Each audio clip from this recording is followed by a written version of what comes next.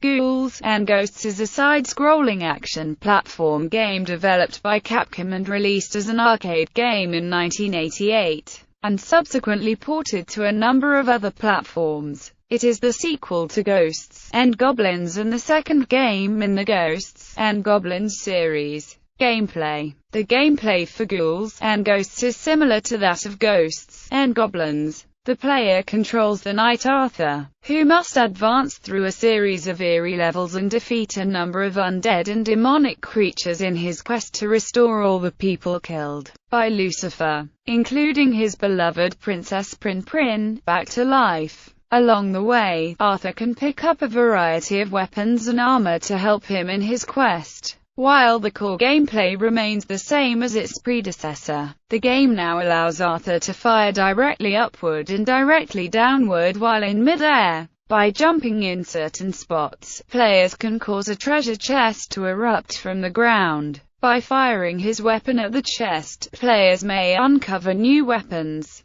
gold armor or an evil magician that changes Arthur into an elderly man or a helpless duck. The gold armor allows players to charge up the weapon to release a powerful magical attack. Each weapon has its own special attack, with the exception of the special weapon. There are 5 levels and Lucifer's chamber at the end, considered a 6th level in itself. To defeat the game, Arthur must complete level 1 to 5 twice. Upon completing levels 1 to 5 the first time, Arthur is taken back to level 1 again, but this time a special weapon appears during the game, which can only be collected if the player is wearing the gold armor. To enter Lucifer's chamber, the player must have this special weapon equipped and defeat the penultimate boss. Music. The original soundtrack for the arcade version was composed by Tamayo Kawamoto. Many computer ports of the game include the soundtrack by Tim Follin, which consists of arrangements and some new songs. Follin's soundtrack, especially Commodore 64, Atari ST and Amiga versions, is respected among computer game music listeners and also gained appreciation from reviewers when the game was published. Home versions. Ports of Ghouls and Ghosts were released in Europe in 1989 for the Amstrad CPC, Commodore Amiga, Atari ST, Commodore 64 and ZX Spectrum. These ports were all handled by Software Creations and all omit a great deal of detail from the arcade version, even on very capable 16-bit machines, like the Amiga. A Sega Mega Drive Genesis port of Ghouls and Ghosts was also released by Sega in 1989 in Japan and North America, and in 1990 in Europe. Megatech magazine noted that although it was a good game, they felt the price of £45 was too high. This version was re-released as a handheld TV game with Street Fighter II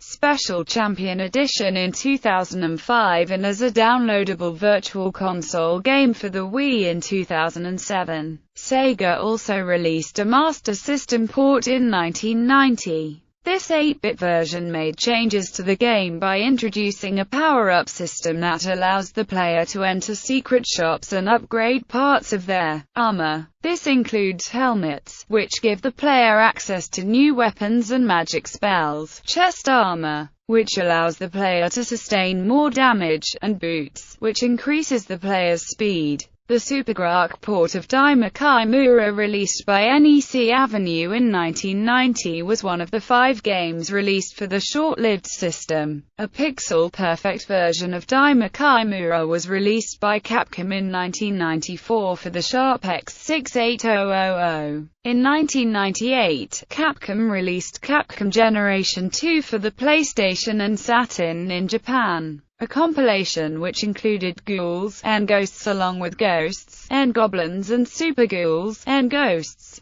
The PlayStation version of this compilation was released as a bundle in Europe with 3 other volumes titled Capcom Generations under the title of Capcom Generations Chronicles of Arthur. Capcom later released in North America Capcom Classics Collection Volume 1 for the PlayStation 2 and Xbox in 2005 and Capcom Classics Collection Reloaded for the PlayStation Portable in 2006, which includes all the Capcom Generations titles. The emulation on a number of these compilations is slightly off, in that the screen display is too dark. Reception